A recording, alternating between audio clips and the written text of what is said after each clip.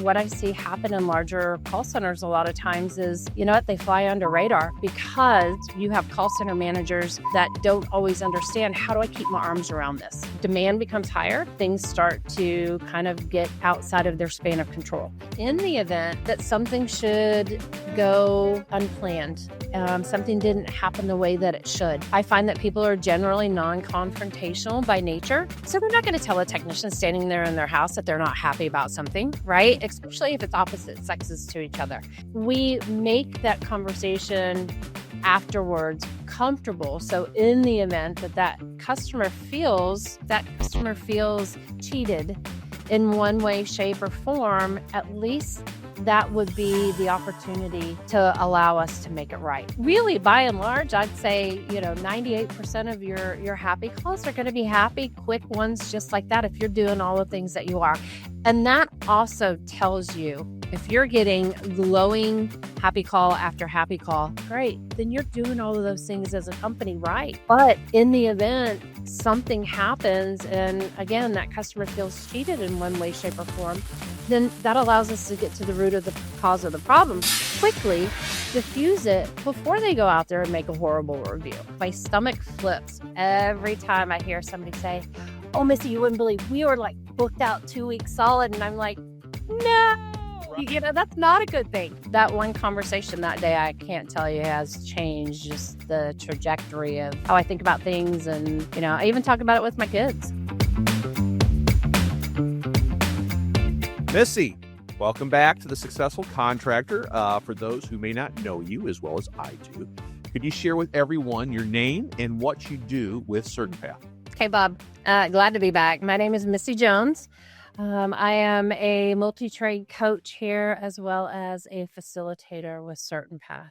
Yes, and we're very fortunate to have you. And I'll give everyone a little bit of your background too. Let them know what your background is in the trades. Oh my goodness. So real high level, started out in swimming pool construction, and then moved into home building. And we know what happened to the market back some years ago. Yes. And at that time, made the shift over to home services. And so I worked with a local company using the CertainPath model.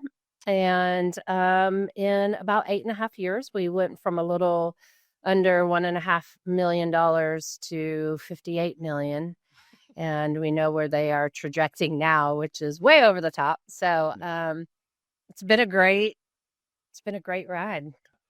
How fun is it to see it from this side, to be able to work with people? It's so cool. It's so rewarding, right? Because I'm so passionate about it, because I was on the service side of it and plugging it in ourselves, knowing that it really works, and how it's changed my family's life, right? And it's changed the lives of everybody within that organization, and everybody elevated as a result, right?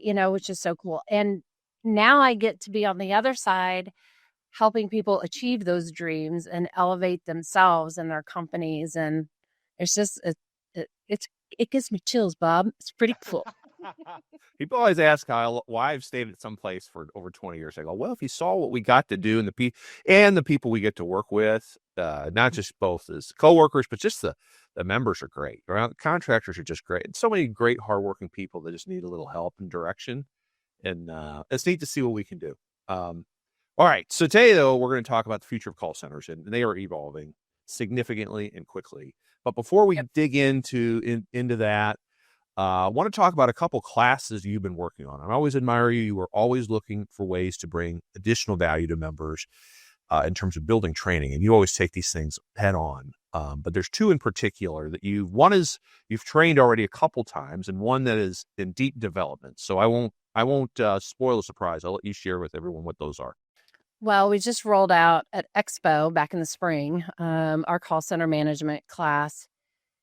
Do the first run, and then you pull that in and make some tweaks and changes. So we did that, and we had that second follow-up class in August. And guess what we found out? There's still just not enough time to cover everything call center management.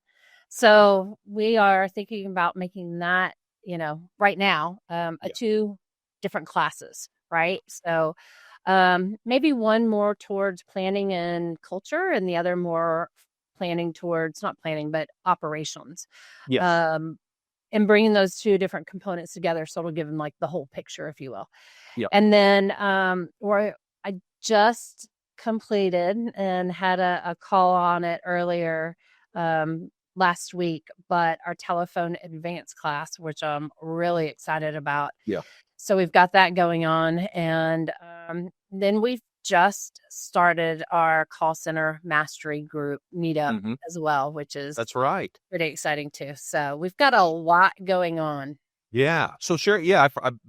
Shame on me. I should have led with that. Share with everyone what that mastery group is, what you guys do. So really, I mean, it is a group of call center managers and owners, but owners wearing those hats, sometimes GMs wearing those hats. But you know what? It's a great place to come together, have those discussions about not only as we grow. If you're a call center manager, on some ways, how we always talk about the technicians feeling like they're out there on an island, we find that to be pretty similar with our call center managers because they don't know where to go for help. And now we have days of, AI and technology and so forth like that. It makes everything harder. And so you kind of feel like you're out there navigating in the dark. Like, what am I supposed to be doing? And, what are all these new products and how do I use these and to help me, better help the company. Right. And so this group is just bringing together a bunch of masterminds to be able to discuss, really in some ways the highs and lows of what's going on in our call centers and how can we do it better. Yeah. And so forth like that. So it's pretty cool. Excited about it. How frequently are you guys getting together? So we do it every Friday. Every Friday. Yeah. And you know what? There's so much to discuss that we can't even put in call center management class and, so forth like that. It's just, there's a lot. So having the mastery group is awesome because you know what? Iron sharpens iron. Yeah. And we all learn from each other, which is fantastic. I wish I had this back in the day when I was on the service side of it, because it was just, I'm trying to figure this out. So sure. Pretty cool. Yeah. I mean, I think training obviously is critical and we should always be looking for new training opportunities, but sometimes it's really nice to talk to other people about, holy cow, this just broke. And I know what training said but what do you guys do when this crazy situation happens? So it's nice that, especially every week, that's such a good tool. It's very cool that you spearheaded that. I'm excited to see how that helps folks out. So I do want to dig in though into our topic today, because, there, like you said, there's all sorts of fun tools out there for for homeowners to book calls with clients, but still the call center, far and away, people are still calling in. So I want to dig into some call center content and questions to help some folks out, both members and non-members. What led us to attend the event today? We've been watching the CertainPath podcast on YouTube for quite some time, and it just had a lot of good content, so we wanted to come and see what that content was live. Coming into this, I had no expectations of what it might be. I've never experienced anything like this before, but it proved to be a truly moving and engaging experience all the way around. My most powerful insight from this is that there are other contractors just like me, just struggling to make it, to figure it out, and it's wonderful to know that there's a network of people that can help support you and have your back. The most exciting thing to take home here, what we're going to implement, is going to be the call taking and dispatching for profit. I can truly see from the coaches what the value of that is, and for us, that's going to be step one. I would recommend others come and experience so that they can find out what they don't know, to understand that they don't know what they don't know, and to be able to experience a community that's willing to help answer that question.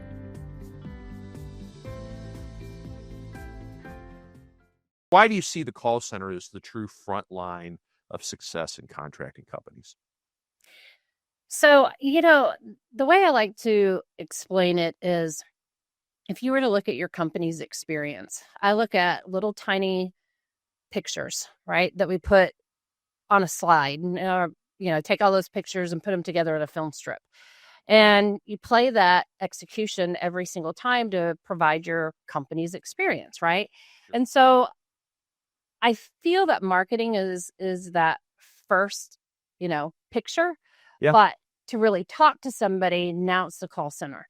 And that picture is often overlooked, or it's kind of like, just in the very beginning where you have like the movie title name that comes up and the call center's playing in the background or something along those lines, and it gets skipped over. But that's where your relationship really starts with your customer. And if we don't nail it and get it right there, then talk about making your KPIs and everything else spiral out of control, and talk about more marketing dollars that have to be spent if we don't do it correctly. It is as critical as running the call out in the field. Absolutely. And it always interests me because we work with so many people and we work with so many different sizes of companies that everyone thinks, oh, it's just the smaller contractors that they don't have anyone answering the phones and that's why they're not converting. But we know there are large companies that come work with us and they don't even realize how many opportunities they're losing because they're not converting. Can you kind of share your insights or experiences with that? Yeah, for sure. I mean, when you're the smaller company, right? At least you're able to have your team members around you when we're talking about the office side. So you can hear a lot of what's going on. But what I find more and more of is as you start to grow and become larger and you're adding more and more people to the mix, that message can be diluted. If you're not staying on top of this is our culture, this is who we are and what we do for our customers and so forth like that, that mission, your values and beliefs, if we don't constantly focus on that and drive for that excellence, then what I see happen in larger call centers a lot of times is, they fly under radar because you have call center managers with growth that don't always understand, how do I keep my arms around this? Right. And so demand becomes higher and things start to kind of get outside of their span of control. And so you start to see things start to spiral. Right. Right. So we talk about losing calls let's talk about what are some of the common things that happen in a call that causes it to get lost, right? You talked high level. Okay. What happens? They're growing too fast. You're hiring too many people. You're not training them right. But in the actual call itself, what are call takers, CCRs not saying that they should be saying, or what are they saying that they shouldn't be saying? So I will sum this up and say they like to go off script. Right. And they believe, and I don't think it's malicious. I think that they just feel that, hey, I can get from point A to point B a lot quicker. I don't have to go through all of these little pieces and add into it and so forth like that. Like, I'm just going to be fast and efficient on the phone and book the call. Right. Well, when you do that, what do you lose? You lose the trust, the value, and the relationship building part of it. So what happens? Your cancellation rates, your reschedules go way up and so forth. And I'll tell you, I was back in the day when I was on the service side of it. That was one thing that I always had when I interviewed people and said, listen, we use CertainPath's model and their model is very strategic. And so when you answer your phone and you provide the one company experience, so no matter who answers the phone, we all do it the same way because customers are creatures of habit, right? Right. And so I was very, very clear to them and saying, I don't want you going rogue. I don't want you going off script. I want you to follow the recipe because if you change the recipe in any way, shape, or form, it is going to change the outcome, not only for you, but for the entire company. Yeah. So we all rely on each other to do the right thing. Yeah, for sure. When you talk about script, like for people that, don't, maybe need some call center help or they don't have a script, do you train people to have a document in front of them to, are they speaking it word for word or is it more like bullet touch points? What do you like to think of script when you say script? So for me, just the way that I'm wired, I'm a bullet point girl. Yep. Don't give me big fluffy paragraphs that I'm just like I'll read, like the first sentence. But I like those bullet points. And when I think of bullet points, I think of one sentence line per bullet point just to break it down. Sure. And navigate through the telephone call. And honestly, at the end of the day, it's always going to feel like a script when it's something new to you.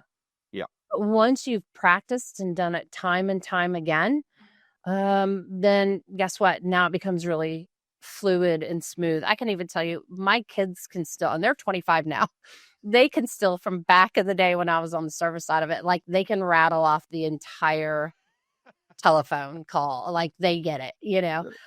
and they sound very fluid. I was like, man, we should put you in a chair in there. You do awesome. They're like, That's right. That's really funny. And that comes with training, right? So it's not like, we're going to talk about some of the classes again, you've built and you've trained, but you can't just go to a training and then not, 6 months later, if you don't have anything in between, you're not going to be as sharp as you were the day you left, right?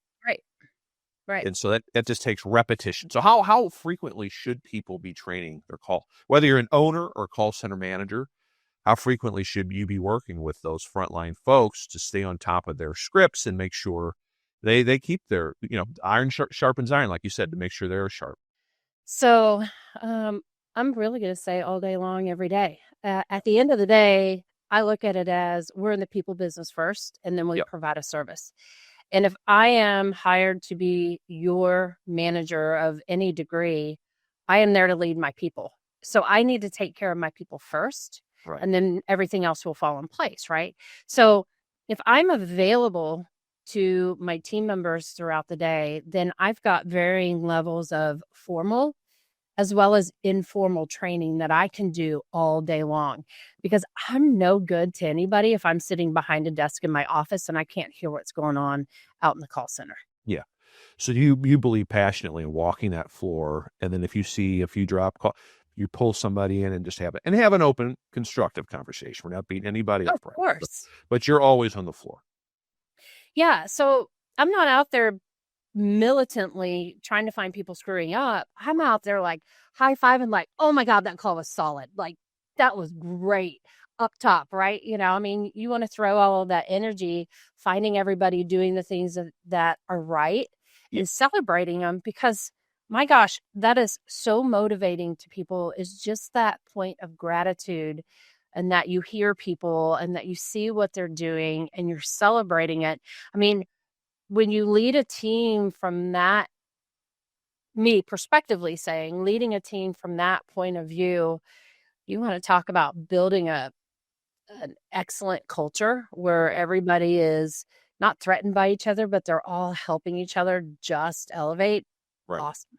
Right. And then the thing I wanted to get to is by coaching and building an environment like that, everyone's confidence goes up, right? And they've got that positive tone, and the after effect of that is homeowners notice that, right? All of a sudden their booking rates go up. If you're confident and you're happy and you love where you're at, people that resonate, right? We always teach smile on the phone. So smile is step one. Step two, if you're confident in your script because you've been working on it and you have a coach or a manager that's coaching you, the success rate goes up considerably, correct? Oh yeah, absolutely.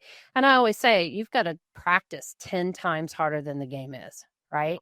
So then when you get on the phone and you're confident because you're the professional, you've got to lead that customer through their problem. So when a customer typically calls you, they've got something that's going on. They can't fix a problem themselves. They have a lot of anxiety. And we're really kind of that superhero on the other end of the phone to kind of, in some ways, talk them off the ledge and let them know they've called the right place. Yeah. And so that training through that of how to do that and how to become that comfortable is repetition, and it's practice. Yeah. And you get better and better at things with more and more practice, right? So Absolutely. Training is huge. It should be formal, informal, and happening every single day. Yep. I love it. And let's do a good transition into what we offer. I want to talk about Telephone Advance, but I think before we get into that new content that's not even been released yet, there's a lot of people that are either new members with us or people that just stumble upon us on YouTube or podcasts that have never gone to a CCR or call center training. So what are some core things people get out of Telephone Essentials, the step one class? So I would say foundationally, how to navigate that call, how to overcome objections, how to recognize and build value, how to, in many ways, um, effectively question the problem that the customer is having, so they feel that they've been listened to, um, engaged, and the better off we are, even through effective questioning with our customers, discovery of the problem that they're having. If we are, in a sense, engaging that customer, asking more questions about the problem that's going on, and not necessarily do you have to know anything about roofing or HVAC or electrical or plumbing. You can still ask particular questions for that customer to be like, wow, I feel really solid in my decision to book my call with them. I can hang up the phone and go on about my day. Yeah. I cannot tell you as a homeowner how many times I've talked to service companies that are not CertainPath, and I go, I'm annoyed.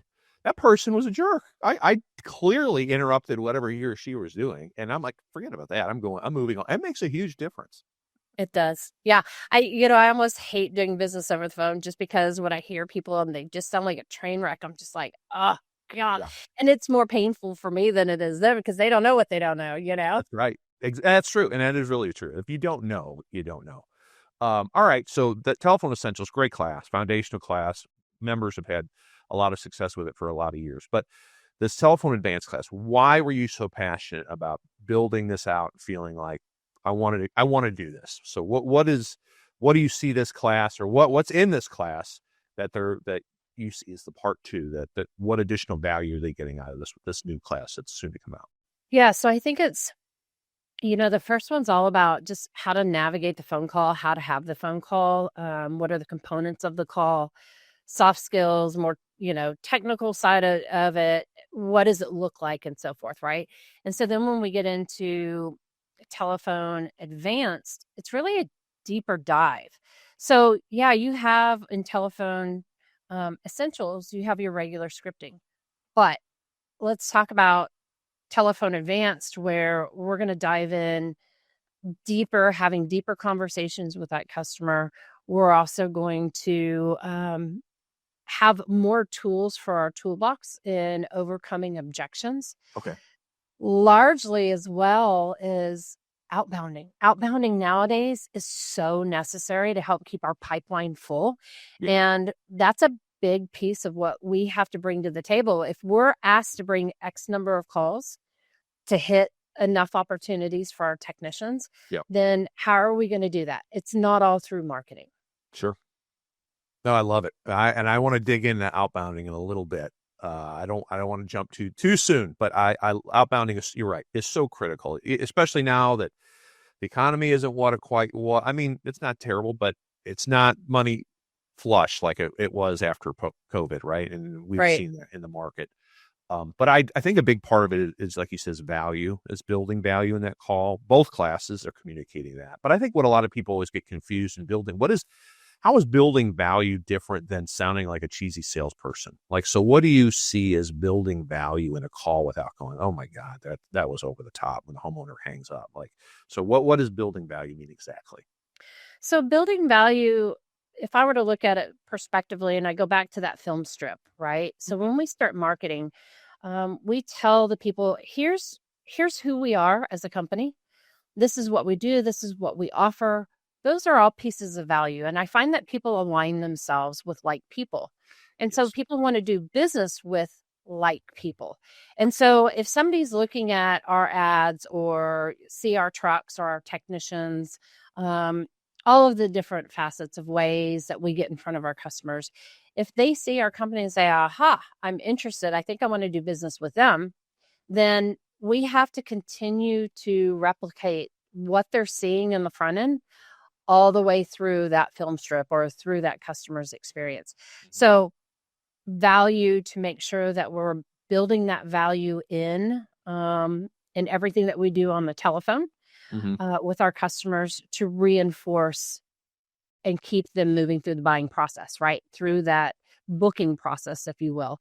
But value is huge. It's what separates us from our competition. I like to say it's the difference between good and great. I like it.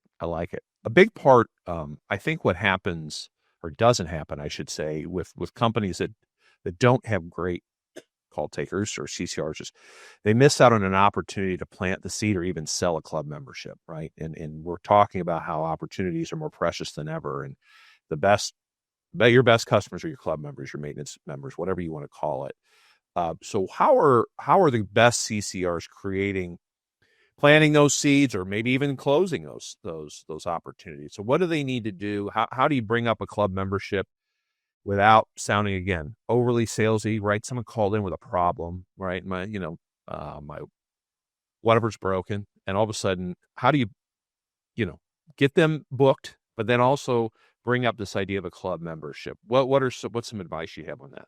So, I'm always going to err to the side of address their issue that they're having first, right? I mean, if you're trying to sell somebody on a product that you have before you ever address their need, you're missing the boat.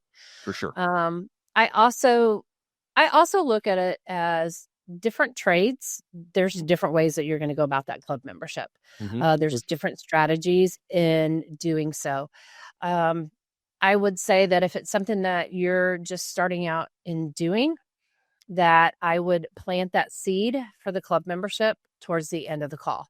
And that could be with a couple of different benefits, or that could be based on the type of questioning that you're already having with the customer about the problem that they're having, because they'll also share with you, situationally what's going on.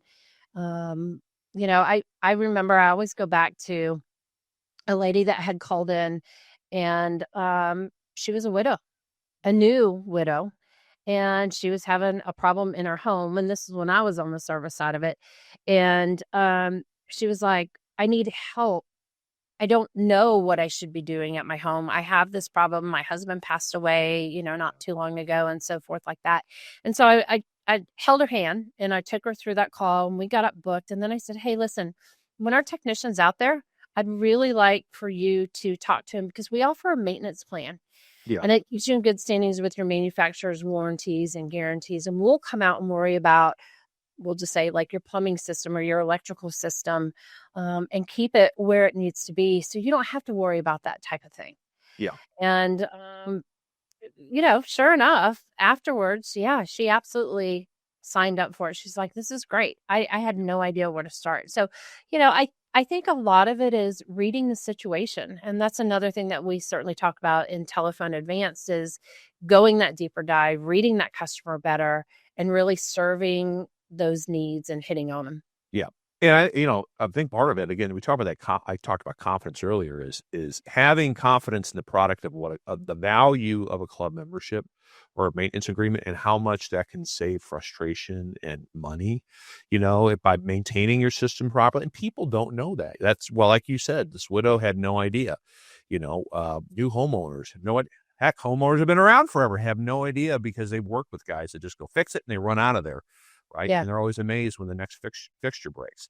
So I would say, yeah, for anyone listening, watching, the more understand the value of that club membership. It's not only critical for the company, and clearly you will probably have an opportunity to make more money as an individual, but it's good for the homeowner to have that as a way to learn about their system and make sure they don't have those emergencies. Because I'll tell you, if anyone's had an emergency at 3 a.m, your air conditioner goes out, for example, that's not a good day.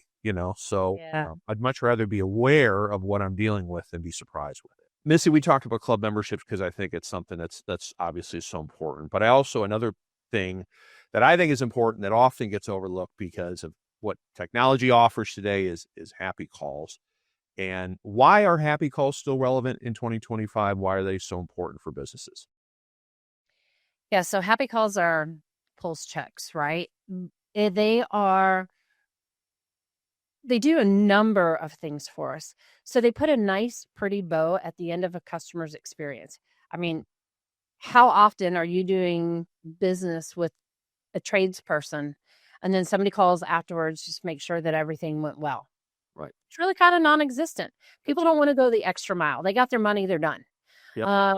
But great companies, they're going to follow up and just, hey, thank you so much for your business. It's an opportunity if they didn't sign up for the club. And I will say that we can offer the club membership at that time, because not always do all of our technicians follow the process and every single step, every single time. Sure. So it's just another part to I look at it as kind of like that basket at the very bottom, and we're catching that review if we didn't get it. We're catching that club membership if we didn't get it. We are catching anything in the event that something should go unplanned, right? Something didn't happen the way that it should. Yeah. And I find that people are generally non-confrontational by nature. Sure. So they're not going to tell a technician standing there in their house that they're not happy about something, right? Especially if it's opposite sexes to each other. Right. So we make that conversation afterwards comfortable. So in the event that that customer feels, ripped off, or no, if that customer feels cheated in one way, shape, or form, at least that would be the opportunity to allow us to make it right. Yeah. And really, by and large, I'd say, 98% of your happy calls are going to be happy, quick ones, just like that, if you're doing all the things that you are. And that also tells you if you're getting glowing happy call after happy call, great, then you're doing all of those things as a company right. That's right. But in the event something happens, and again, that customer feels cheated in one way, shape, or form, then that allows us to get to the root of the cause of the problem quickly, diffuse it before they go out there and make a horrible review, right? Exactly. Yep. But then it doesn't stop there. You take that information and you retrain on it, because it's Right. telling you that it could be a person problem. It could be a process problem. Yep. As we continue to grow, the processes and procedures that got us to where we are don't necessarily work as you become larger. They have to be fine-tuned and changed and so forth as well. Do you believe those happy calls have to happen right away, or can they happen we're calling on have to happen right away? That's always I always hear arguments about that. No, I don't need to do it right away. Have to happen right away. Law of reciprocity. It's an emotional response. And if technician leaves the house and, just solve that person's problems for them, then they're on that high of, oh, this is great. Finally my house is back in order. And that window closes very quickly for a customer as they get back to their regular part of their day. Yeah. You mean people don't get excited about their plumbing a week later after repair? No, I don't either. I don't want to spend any money on plumbing, electrical, roofing, or HVAC. Oh, Missy. Jason, Bob. I want to spend it on plumbing. Like, come on. On the right mind wants to, right? That's right. All right. So let's shift topics again. Let's dig into, in call center management, there's quite a bit of talk about dispatching for profits. And first of all, that's a term that you and I have known for decades, but there's a lot of people, again, that don't know what that means, dispatching for profits. I don't know. I think it's maybe it's spread throughout the industry now. Well, for those that are novices to the term, kind of share what that means precisely.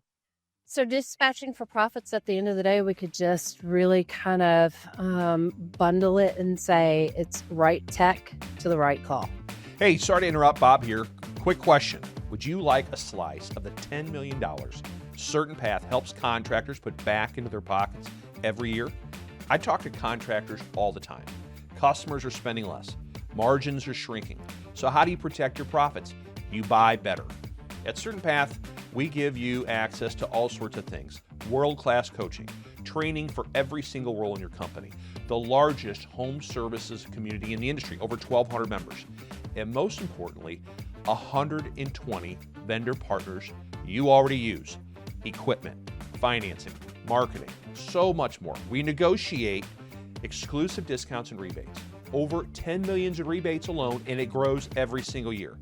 So if you want to compete with private equity, you have to buy like private equity, and that's where we come in. The best part, savings and rebates can more than cover your membership. Everything else is icing on the cake. Want in? Click a link in the description. Book your free discovery call with one of our coaches and my friends, Mike or Will. One conversation could save you tens of thousands of dollars every year. Now, let's get back to the show. And in that class, you talk a lot about color codes and priorities. Can you kind of share with everyone what that is and why those are so important? So color codes, they're operational, and it allows you to set the tone for the day. This is what we're looking for. This is what availability that we have. This is where we are in how many calls we have, revenue, goals that we're tracking for. And it also lets us know what we need to follow up on outbound and so forth like that.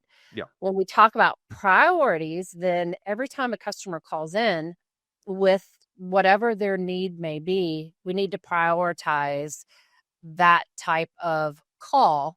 Yeah. So we know how many different types of priorities that we have at any given moment on our schedule. Yeah. And that means in some situations, people get moved, right? What's that? And in certain situations, that means certain calls that may have been booked for several days or even a week get moved because if you're a plumbing company and the broken 20-year-old water heater call comes in, that means that's the new priority, right? Maybe kind of share kind of a glimpse into what that priority system, again, for those that don't do this or don't know about it, what that all involves. Right tech, right call. We talk about priorities. There are emergency calls and there are non-emergency calls. And still to this day, like my stomach flips every time I hear somebody say, "Oh, Missy, you wouldn't believe we were like booked out 2 weeks solid." And I'm like, no, Right. that's not a good thing. Because when we think about a non-emergency call, they'll wait. They'll fill up your schedule. So Yeah. if you're filling up your schedule 2 weeks out with lower priority calls, I always think it's lower revenue too. Then what happens? You have no room. And hey, once the schedule's booked and we get a priority one call that comes in, people are like, "Sorry, we're booked," or "We got to move on." And I'm like, oh my gosh, so like you're going to have to do 10 of those calls to that one priority one. Exactly. And, your schedule shouldn't be booked out 4 or 5 days unless we're talking like something major weather has happened. And then they're all priority ones, right? But outside of that, I mean, if people are just like, "Nope, we're booked," and we're not constantly manipulating our schedule, because a lot of people like just, "Hey, we're going to set it and forget it" type deal. Well, Yeah. That's also going to define your revenue too, For sure. or lack thereof. Yeah, exactly. And I'll get to that in a minute.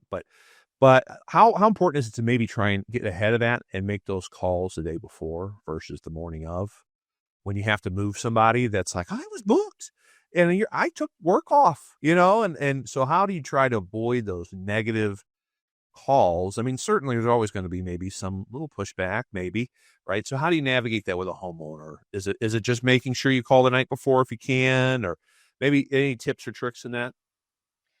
Come to class, Yeah, it's a good one. I like that. Yeah. right? But I will say, from a 10,000-foot view, it's all about setting expectations and then resetting expectations. And if you proactively manage those expectations, even if they're changing, it's a whole lot easier to ask for forgiveness than surprise it on them when you should have called 4 hours ago and been like, "Oh, hey, yeah, by the way, we're not coming." Yeah. You know what? If I was a customer, I'd eat you alive too. Right. You're like, I had my whole day planned around this, for sure. Yeah.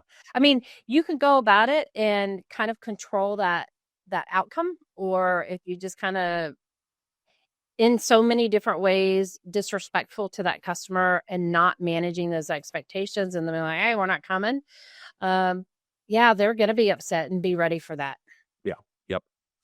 There's also the right tech part of the right job, right? And so a lot of people think, well, we got to have everybody busy all the time, right? But that's not really what that means, right? So what does right tech mean in CertainPath world?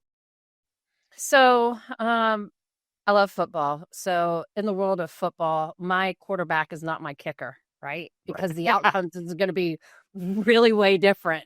Right. So it's looking at the plays, and it's getting the right person on that play, so to speak.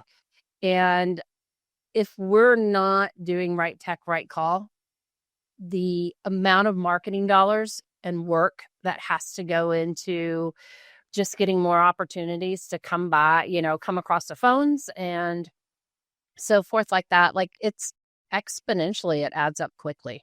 Yep. Totally agree.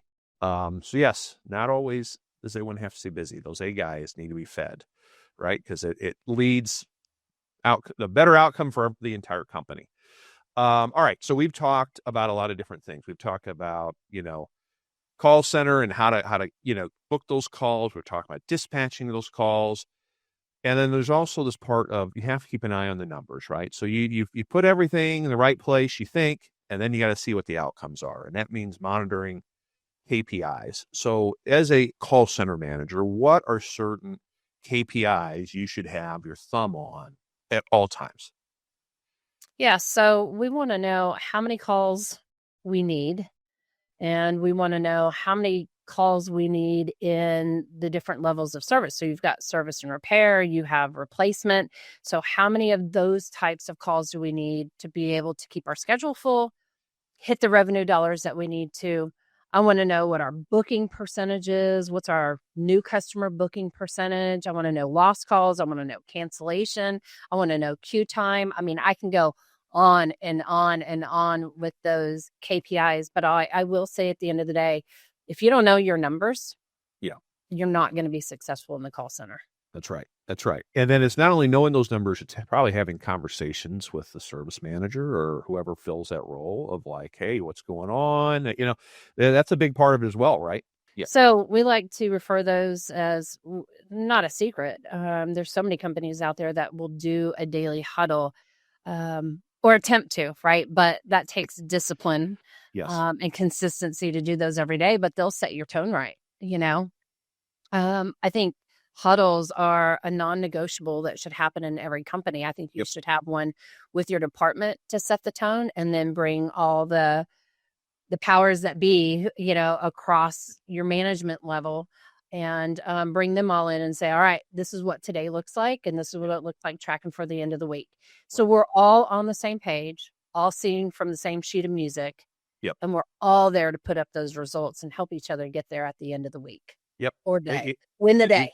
That's right. Win the day. Yeah. And sometimes that usually means looking at the call board the night before everyone leaves too, right? It's the morning huddle's big, but I know a lot of folks that do that in the, late afternoon, 3:00 and go, okay, what's shook out? What do we got tomorrow? What holes we have? I mean, what kind of value is there in that? Oh, huge. And that's just constantly mining your dispatch board or your service board, right? Knowing where the holes, I've got to fill them. Do I need to move any calls up? If I booked this call a few days ago, then, hey, I need to make sure that customer knows that we're coming tomorrow morning and that they're going to be there. Because I can't send my technician to a house where the customer's a no-show because they forgot. Or they already had the work done and they didn't call us back to cancel the call. Right. So Absolutely. Lots of different things, but it helps you to be seamless and well orchestrated for those easy handoffs. For sure. All right. So we looked at the board. Oh man, we need to make some calls, right? Because we are missing some opportunities. You talked about outbounding earlier. Outbounding is something, I mean, for some folks they're separating it, but a lot of companies just can't afford to do that, to have someone separately just outbounding, right? Sometimes, in most situations, a CCR has to do that, and they don't like it in a lot of instances, right? So what are some best practices without giving away all the special sauce, and how to get good at outbounding? So I look at outbounding in a couple of different layers. So every day we have our due diligence that should be done, which is what we call our stop loss procedures that we're going to do outbounding on. You can even say that a happy call is outbounding because you can always ask if somebody else needs, if they know of anybody that needs any electrical work or something along those lines, referrals and so forth like that. So there's a lot on the stop loss side, and that should happen every single day. Then when we get into that seasonality of our business where it's a slower time, what we now like to call is maintenance season. What does that look like? What are we doing? What type of additional campaigns are we doing? And I always like to remind them, you're not cold calling anybody. We're calling our existing customer database. That is a warm call. They've already used us. They already like us. These types of outbound calling that we're doing is there to protect their investments that they've already made with us. Sure. So it makes those campaignings a whole lot easier. And then you layer that in there. So you've got effectiveness. You can use AI technology. You can use some other types of products that can help you cover ground a lot quicker. But I don't think that we will ever get away from that person to person true conversation, when we talk about excellent, an exceptional level of customer service, I don't want to talk to an AI bot. I want to talk to a person. And so we want to keep it person to person. Sure. Now on the management or ownership side that are watching, listening, we can train, we can hold people accountable, but there's that whole other part of it too, incentives, right? People are a lot more receptive to being held accountable and being trained if they also have a little bit of a cookie that they get with it. So what are some typical incentives? Again, someone that isn't outbounding yet, or, what are some good logical incentives that make sense with the margins, right? That you can give to a CCR to outbound, to book calls like that, or to sell clubs or sell work over the phone. We know lots of people that do that. So what have you seen? What do you recommend? So I always like a point system. Every time you book a reschedule or a canceled call or a water heater flush or something along those lines, right, that we're outbounding on, then every time you do that, print off a work order and let's assign X number of points to that type of opportunity that you put back on the schedule, and then collect those points. And once you get to X number of points, then there's a spiff earning at the end of that. And so it's already part of our job, but it helps motivate, right? Everybody's a little motivated by money, right? Absolutely. So with that, we can just kind of dangle that carrot, give people, what's in it for me, answering 100% question.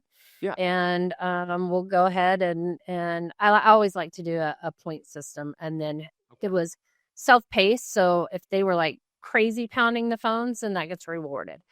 If they're a little bit more lackadaisical about, pounding the phones and so forth like that, then, that just extra reward isn't there. But they could really, increase their hourly rate with those incentives too. Absolutely. I mean, that's just human nature. We're all, incentives drive. I mean, the best companies all have incentives. Show me the money, Bob. That's right. There's nothing wrong with that, right? Now you did bring up technology, and it is just wild, the different types of AI companies that are launching, and the different tools and products that are available. We talked about it briefly, but are there certain tools that you're seeing that are very effective, whether it's on the outbounding side or the intake side, that we have vendor partners that offer those services? I mean, anything you see that you're really liking these days? Yeah, so there's I like some of the auto dialers that are out there that'll get people on the phone faster for you. Mhm. And so you're not having to manually plug in each and every single one of those numbers and get nobody on the end of the line and hang up and then look at the next one on the list and so forth like that. Yep. There's texting campaigns that you can do. There are AI bots that will help get them on the phone so you can complete that booking process and so forth like that as well. There's a lot of different technology now. I still think that we're in our infancy of what does AI really look like for your call center. Now, there's people that I've met that their call center is all AI now. Yep. But not shockingly, their numbers have actually gone down. Their opportunity numbers. And so where we think that it's going to save us a ton of money and it's super exciting and it's perfect, it's far from it. So you have to temper live with the AI for sure. Yes. I use AI every day. I'm a proponent of it, but it is a tool. It is not a replacement. I mean, I even know I've sat through presentations with these call center or these, software that answers the calls, and I've listened to the demos and they're impressive, right? But even if you want to do that completely, you as the owner manager better monitor what it's doing and monitor those percentages and the KPIs are being met, right? Because if not, you just have to have those checks and balances. I think that's a great point to bring up, Missy. It's just, you can't just set it. There's nothing in business that is set it and forget it. Everything has to be monitored. All right, little shift. I know last time you were on the show, you do a great job of this, and you talked about it earlier. It's just part of who you are. It's just culture and motivation, and you just connect well with people. But we know there's a lot of people out there that just don't have that naturally like you do. And I'm sure you still have to work at it. You just make it look easy. But for people that, that are just a lot of type A, strong-willed person, just do the job. Like, well, I don't get it. A lot of owners that we deal with, how do you teach them how to soften up, to like, you got to be a coach, right? You're not just that hard edge personality, and that, whether it's with your technicians, but it's also with your call center. So how do you coach owners every day on these phone calls you have every day to kind of rethink their style of leadership, to have that more coach approach, to be more motivating versus, I know you just want to tell them just do your job, but that doesn't work with people, especially today. So what are some things you say, or how do you coach people in those situations? So being type A myself, I've had to learn a lot. I'm very task driven, not so much people oriented. So I've had to work on that side, like how to have, just those conversations. And I will tell you that I always go back to a point in my career when I was on the service side of it. And the owner came flying past my office one day, and he like threw it in reverse and popped his head, and he's like, "Hey, how's your day?" And I'm like, "Great." He goes, "Cool. I need you to do XYZ. We need to figure out how we're going to do it and just make it happen." And then he took off. And I'm like, okay, I'm going to put that on my list of, 80 million other things that to do on the fly. Yeah. And then he backed up, and he walked in the office, and he closed the door, and he goes, "Hey, listen, I know what I just told you, but I need you to listen to me for a minute." I was like, "Okay." And he goes, "I just need you to get it on the dartboard. I don't need you to hit a bullseye. We don't even know what this looks like yet. Yeah. So just figure out the structure, and let's just get it going, and we'll work on precision as we go." And for me, a perfectionist, and, always wanting to be in control and all of that and so forth too. For me, that was like one of the biggest gifts that I could have ever been given in my personal, professional life, right? Yeah. Like, just hit the dartboard and we'll figure it out. Right. And so that's a lot, maybe quietly in the back of my mind when working with owners. It's not going to be perfect when it comes out. We'll figure it out as we go. Right. I'm here with bumpers and boundaries, so we got you. All right. Right. Yeah. And like, take that leap of faith. You've already gone that direction with us already, at least in, membership. Right. So Sure. That's kind of what I always think in the back of my mind. Well, in your situation, that manager, he came back because he realized what your personality is, right? Because he had spent enough time with you to know, oh, wait a minute, if I don't clarify this, Missy's going to kill herself to get the bullseye, right? Yeah. So he read the room. So I think maybe, a lot of it is just that all of us, whether you're a call center manager, service manager, or just a person in general, is taking the time to know the people that are reporting to you and what motivates them, and not even just motivate, how they respond based on their personality type, and let's meet them where they're at. I mean, how much do you think that's just a big part of it? No, I think it's huge. Him being, owner and, blowing and going and let's make this happen. And I think he could just see the level of stress that just flushed over my face. Like, I've got a list of 80 million other top priorities to do. And he knows, that I have always been that perfectionist. Right. And he didn't want a delay of something being launched or anything along those lines. It was like, hey, we just got to make it happen. He gave me the permission to fail if I didn't have it right, which was awesome, because that's the only way you learn, is to fail it forward. Right. And so that one conversation that day, I can't tell you, has changed just the trajectory of how I think about things. And, I even talk about it with my kids. Yeah. Yeah. That's a great self-realization. I don't know if you had thought about it before until now, but that permission to fail, we know with talking to owners and them talking to their leaders, like, it's just going to happen. There is no such thing as perfect, and there's such thing as giving a good effort, right? There's failing and being lazy, but if you're doing everything you need to be doing and look, it just didn't work, or how do we get better, right? That's why we meet. That's why we constantly try to evolve, go to trainings, right? Have those meetings and conversations. So that's great. Missy, you've worked with lots of call centers, lots of CCRs, lots of dispatchers. Are there any neat stories that come to mind, by going to training or listening? I mean, I know we talked earlier, I know in talking to coaches that, boy, some giant companies all of a sudden they thought they were doing everything right. And like, holy cow, they're only converting 60%. And like, we were able to coach them, and man, that took off. Or the dispatching side. Oh, I thought we were doing everything we need to do. Well, no, you're not. And here, do these 5 things and let's work on it every week. And boom, all of a sudden everyone's doing better.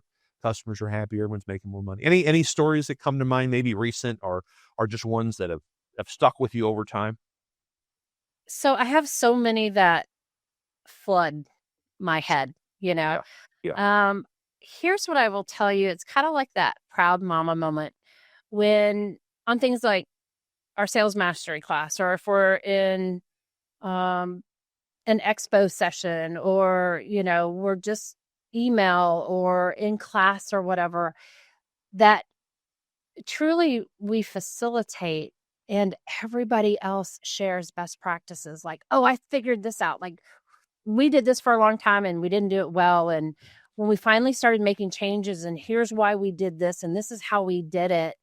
And then they have all of that experience, they have all of that success that happens, and everybody's learning off of each other in the room. That's where I sit back and I'm like, I'm not even needed. I'm like, you guys are knocking it out of the park, and it gives me chills. I just love to see people grow into their own and have those light bulbs go off, because they do. And we need each other in order to make those light bulbs go off, Yeah, for sure. I love it. Just wrapping up, what are some of the most common pieces of advice you feel like you give owners or call center managers as it pertains to how to get your call center moving in the right direction? There are 1 or 2 things you're like, over the 50 calls I made this week and talking about call centers, I just find myself saying this over and over. You have to be consistent. You cannot set it and forget it. Yeah. You've got to set the standard, train the standard, and then uphold the standard. Yeah. And if that standard starts to lax and you start to get little cracks in, what you'll stand for, and that aligns with your company, mission statement, values and beliefs and so forth, it's kind of like that broken windows theory. But if you allow those little tiny fractures, then everything over time starts to crumble. That's right. And I will say the hardest part of all of it is to have the discipline to be consistent, right, and always let your team members know where they stand and how well they're doing, and celebrate it. Man, those are two good ones. That's a great way to end. So, Missy, thank you for all your insight. I greatly appreciate it. It's always Thanks for having me on. Of course. For CertainPath members watching, listening, be sure to check the hub for that call center management class coming out. Again, there'll be more dates. Get ready for the debut of Telephone Advanced. It'll be here before we know it. If you're not a CertainPath member, this is exactly why you should be. Missy and I talked for an hour, and we just gave little nuggets. Missy gave little nuggets. I just set them on the tee for her. There's so much value that she brings in classes, and our other coaches do. We have tons of coaches, tons of classes. So please come check us out. We help contractors maximize opportunities all the time. So visit mycertainpath.com to learn more. Thank you for joining us. Thank you again, Missy. Everyone have a wonderful day. The Successful Contractor podcast is part of the CertainPath family.